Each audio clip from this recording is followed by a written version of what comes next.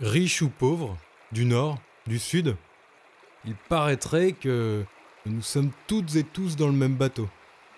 Il paraîtrait que l'origine du réchauffement de la planète est la conséquence directe et incontestable du mauvais comportement de chacun. Il paraîtrait que tout le monde est responsable de la même manière.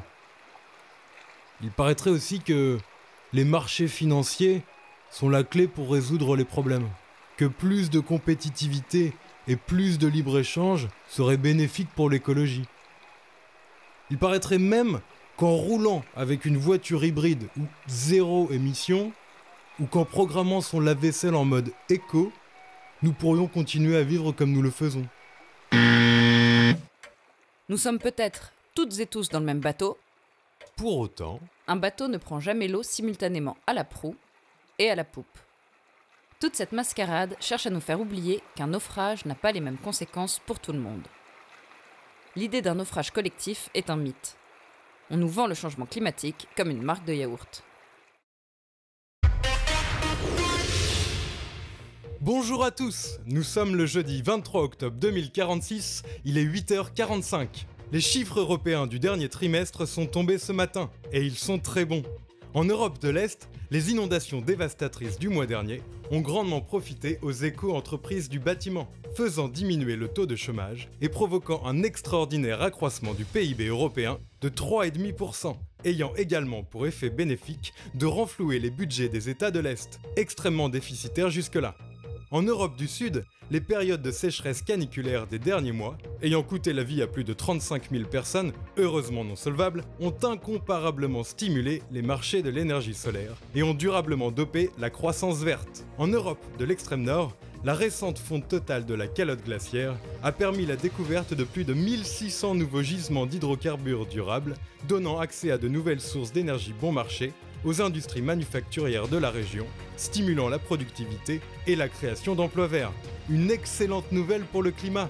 Ce formidable regain de croissance européenne est un signe de plus que le réchauffement climatique dynamise durablement l'économie et renforce l'éco-compétitivité. Bonne journée à tous! Selon le discours du développement durable, nous devrions devenir les acteurs du changement, en prenant part à une économie verte. La question des responsabilités climatiques est réduite de façon à ce que le problème demeure à la portée de tous. Ces nombreuses campagnes de communication, repeintes en vert, ont pour but de dissimuler la culpabilité des entreprises multinationales, des marchés financiers et des gouvernements dans la crise climatique. Alors que des milliers de personnes se noient à cause de nos modes de vie, la logique libérale s'intensifie.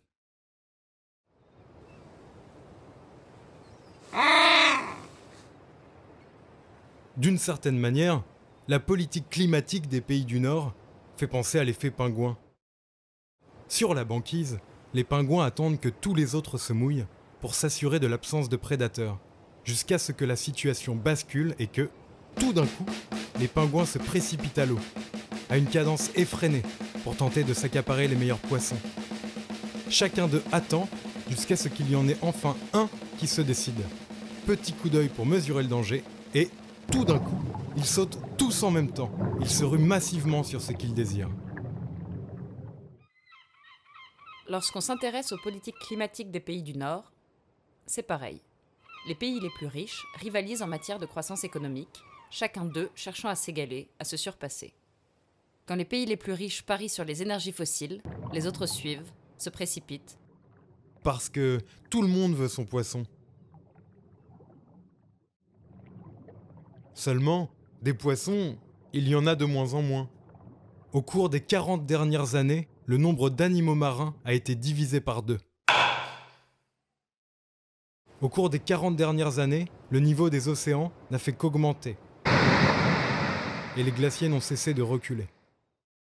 C'est pourquoi il faut lutter contre cet effet pingouin. Il faut combattre ce suivisme délirant des pays industrialisés. Du 30 novembre au 11 décembre prochain, à Paris, se tiendra la 21e conférence des parties, la COP21. Durant cette conférence sur le climat, les chefs d'État doivent aboutir à un nouvel accord international applicable à tous les pays, dans l'objectif de maintenir le réchauffement mondial en deçà de 2 degrés. Et même en deçà de 2 degrés, les équilibres majeurs du climat seront bouleversés de manière irréversible. Pour que notre planète reste vivable, 80% des réserves d'énergie fossile actuellement connues doivent rester dans le sol. Cependant, les négociations sur le climat sont bien mal parties. Le dogme de la croissance à tout prix n'est absolument pas remis en question. Il n'y a aucun accord rigoureux en vue, aucun des changements annoncés ne prendra effet avant 2030, voire 2100. De plus, l'organisation de la COP21 coûte bonbon. Et pour amortir le coût, le gouvernement français a décidé d'appeler le mécénat du secteur privé à la rescousse. Engie, Renault-Nissan, BNP Paribas, Air France, Ikea, JCDecaux, LVMH, Michelin, Orange, Google, Sanofi, Bolloré, L'Oréal. La conférence des parties se trouve aux mains des pollueurs. Autrement dit, la COP21 suivra la logique du capital. La crise climatique deviendra une opportunité économique. Les ouragans, c'est bon pour le business. Ça fait des maisons à reconstruire. Les lobbies industriels doivent sortir des négociations. Les causes du réchauffement sont parfaitement connues. Elles correspondent à des décisions politiques, économiques, technologiques. Elles correspondent au mirage de la toute-puissance de l'homme sur la nature, à la conception d'une nature vue comme un stock de ressources à exploiter. L'OMC, le FMI, la Banque mondiale, le Programme des Nations Unies pour l'environnement mettent la nature au service du développement économique. Seul le business compte. Lors de la COP21, aucun réel accord ne passera.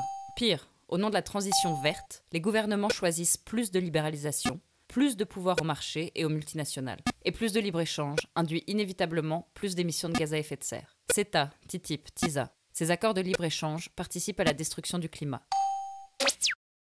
Le développement durablement polluant élude les enjeux écologiques et détourne notre regard des véritables pollueurs. Le naufrage est inégal. Les pays du Nord sont les moins affectés par les dérèglements climatiques et leur inaction va dans le sens de leurs profits immédiats.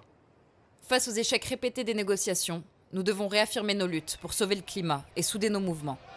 La régulation des marchés par les citoyens est impérative pour engager une réelle transition énergétique et une juste répartition des ressources.